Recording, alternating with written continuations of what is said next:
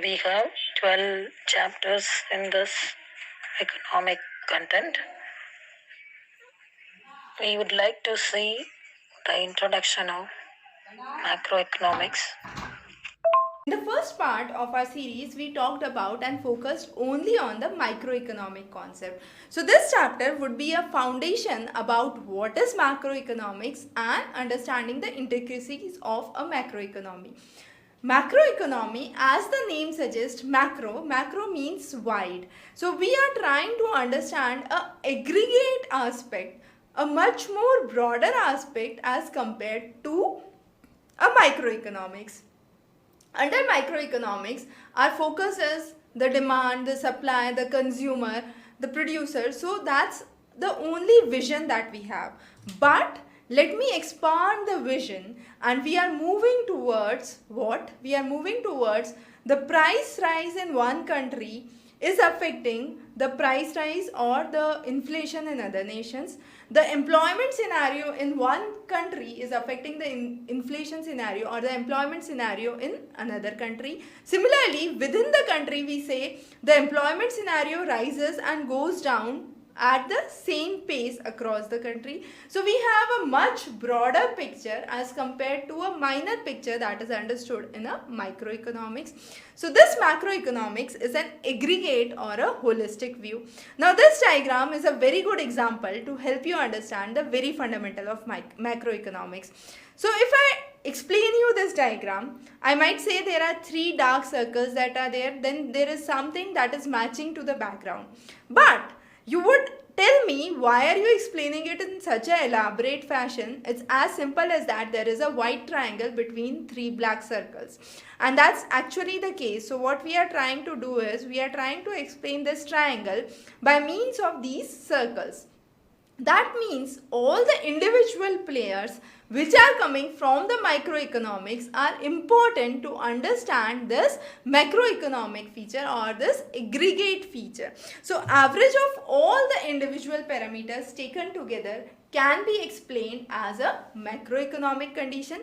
If the output in, let's say, the food grain increases, what would happen? Definitely the industries would do better. You would have more industrial production that would come up. So what are the basic parameters that we understand under macroeconomics? We talk about employment, we talk about poverty, we talk about inflation, national income, national production, national output that we say, and global economics. So that's the vision under macroeconomics. A highly interesting branch of the economics is macroeconomics. Now when we understand how does it actually works, the inflation or the price rise can affect the other parameters. Similarly, if there is a declining production, declining employment, it would affect the national economy on a holistic basis. And again, as we said, there are interdependence that is seen from the macroeconomic parameter and from the various economic parameters as well. So we classify economy running under three divisions. You have agriculture, you have industry, and you have service sector. Now, this agriculture produce would go to the industries for, let's say, agro-based industry, also as a raw material for many industries, and the production for industries would ultimately be marketed through or supplied through, management should be taken care through the service sector. So all these three sectors are not independent in existence. A sector which is performing good would automatically thrust another sector, and a sector which is not performing good would automatically bring that problems to the next sector. So economy, the working of the economy is a very aggregate picture or a sum of all these interdependent activities that are running into the system. Understanding the key difference between the microeconomics and the macroeconomics. Under microeconomics, we choose individual players which are considered as decision makers. So you have economic decisions taken by economic agents, and these are understanding the nature of the problem. So you have the demand, the supply, the production that's taken into account, the producers, the consumers at a very minor level. So that's what is a microeconomics. Macroeconomics is a phenomenal thing which affects the economy as a whole brings in picture like inflation, price rise, deflation, price drop. You have employment scenario, which are either mentioned or not mentioned into the system. So those are some of the basic aspects that we understand. Now Adam Smith was one of the leaders, or we could say founding fathers of economics, and during his time modern economics was mentioned as political economy. That's further interesting. Now what he suggested was that buyers and sellers in each of the market take their own decision following their own self-interest, and what ultimately happens is economists will not need to think about the wealth or about, let's say, the welfare of the country on a whole. So that was a picture that was given by Adam Smith. The book he wrote was very, very important, an inquiry into the nature and the cause of the wealth of nations. So basically called as Wealth of Nations. That's a popular name by for the book written by Adam Smith. And this comprehensive book focuses on numerous aspects. Now, some of the things that are brought into picture are markets did not or could not exist. That's the first thing that I can say. The second thing is I can say that markets existed, but somehow they failed to produce a kind of equilibrium that was required for the demand and the supply curve. So the equilibrium for the demand and the supply curve was not matched. Similarly, you had the society which decided to work around some important goals unselfishly. That could be in the form of education, health facilities, for which an aggregate effort is required. And this idea of aggregate effort came up with the theory of Keynes, who later on talked about and focused on the macroeconomic concept. So all the budgetary policing, the concept of interest, wage, employment, output have been discussed and have been deep rooted under macroeconomics. Under macroeconomics, we say who are the decision makers and what are they trying to do. So when I say what are they trying to do, it's very, very simple. Basically, macroeconomics is beyond the economic objectives. So you are trying to deploy all the economic resources for the public welfare or the welfare of the country, we can say. So that's what we are trying to do, the welfare of the nation. As simple as that. And all the economic resources are deployed for this purpose. Now, who are the decision makers?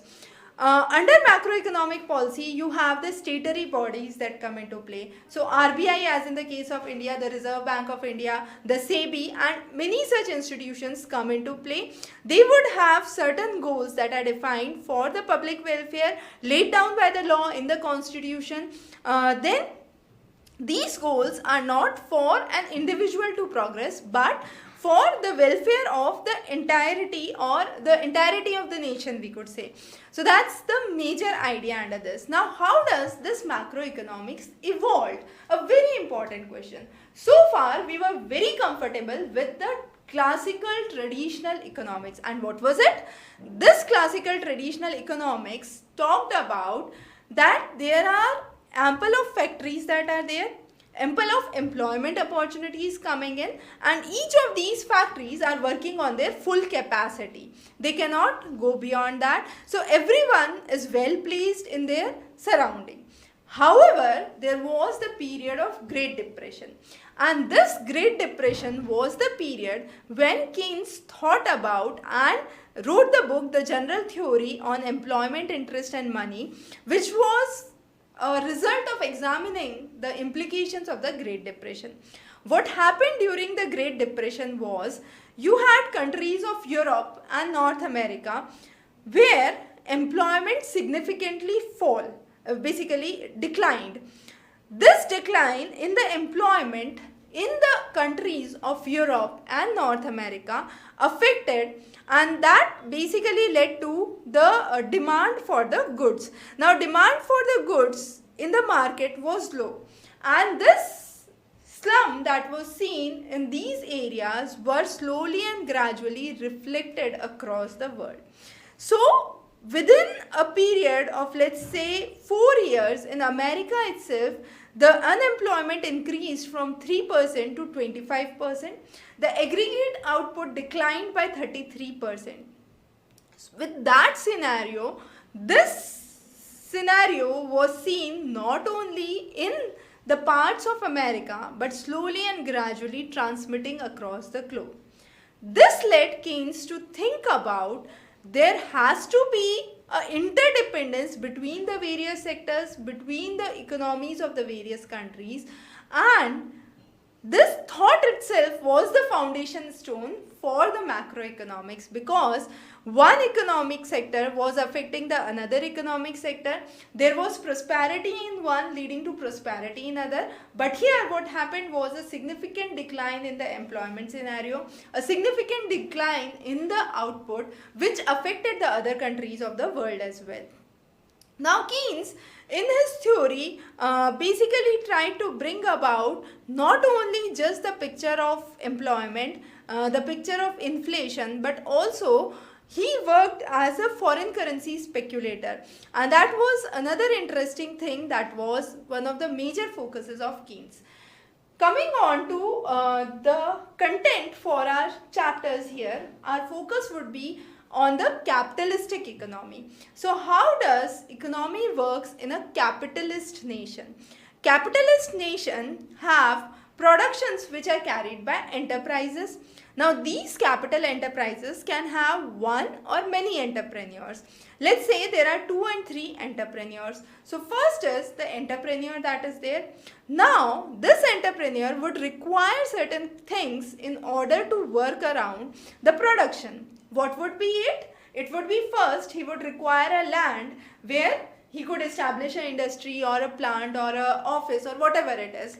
The next is the labor that is there. So someone who should work for him.